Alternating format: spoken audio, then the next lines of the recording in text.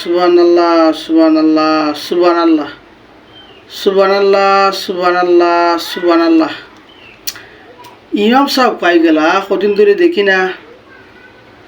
ও ইমাম সাহেব, ইমাম সাহেব বাড়িত নি?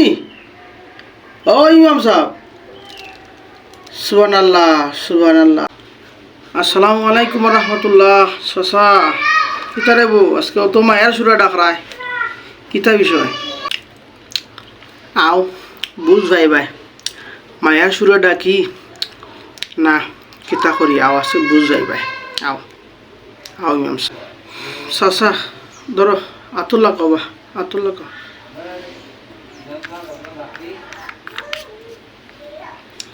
চাচা কিতা বা অত ডাকা ডাকি বিষয় কিতা পঞ্চায়েত বাজান রে? আসো আমার মসজিদ, বালা কথা। মানুষে বাজান উনি বেশি বালা না, মানুষে অনে আসলে ওই যে বালা কথা বালা পায় না, বুঝছো না? ওই যে ওয়াজ করো না, মুনাফিকি গিবতি সুকুল করি বদমাশি, ইতার ওয়াজ করো না, ইতার মানুষের বাবা বালা পায় না, বুঝছো নি? ইতা না হইরা আমি মনে করি সোজা ইসু জুলেকার কিচ্ছা গাইলি ভাই, বুঝছো নি? তো মনে করো বেশি দিন থাকতে পারবাই, মানুষও তোমার ভালো হইবে, বুঝছো নি? ওইখান থেকে বললা ডাকছে বাবা, আর কিচ্ছু না, বুঝছো নি বাবা, বুঝছো নি? তোরে বাবা এটা না আমার দায়িত্ব রে বাবা, না হইলে আমি আল্লাহর কাছে ধরা খাইলি মু, এটা তো হওয়ার দরকার, কারণ সবাই তো মানুষ ভালো না, বুঝছেন না? আন্তাজি চকুল করে মানুষের লিয়ে বদমাশি করে, হের গিবত হওয়ার দরকার না নিবা। আরে বাবা, যদি কোনো মানুষ গিবত হইরা মরে রে বাবা, বললো না আল্লাহ বহুত শাস্তি দিবা। গিবতকারীর আল্লাহ তাআলা কিতা করবা জানেননি? নিজের শরীরের গুস্ত কিন্তু নিজেরে খামসাইয়া হাবলাই নিজের শরীর থেকে গুছাই না খাইব, নাউজুবিল্লাহ। এটা কত বড় শাস্তি বাবা। এই শাস্তি তুই কি আমি বাঁচাইবার কথা আমি আপনারা কইতাম নাই নিব?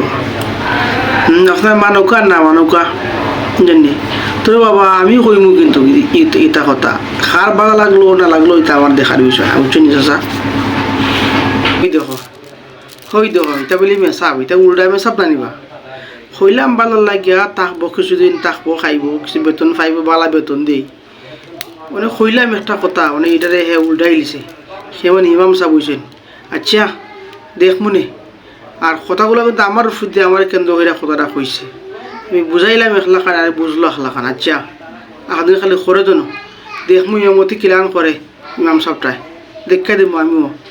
যাও পাইবাই, মনে হচ্ছে পাইবাই। প্রিয় দর্শক, প্রিয় ইমাম সাহেবগণ, এই হচ্ছে আমাদের সমাজের কাহিনী। যাদের উপরে দেখবেন হক কথা লাগে, ওরাই কিন্তু মুসল্লির বেশ ধরে তাসবিহ হাতে নিয়ে আপনার গায়ে পড়ে লাগবে, আপনাকে বোঝাবে, কিন্তু আপনি সহজে বুঝে নেবেন যিনি বলবেন এই কথা তারই গায়ে লাগছে।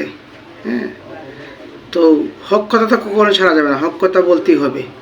আল্লাহ সুবহানাহু ওয়া তাআলা আমাদের এই প্রত্যেকটা ইমাম ভাইকে হক কথা বলে ইমামতি করার তৌফিক দান করুক, আমিন।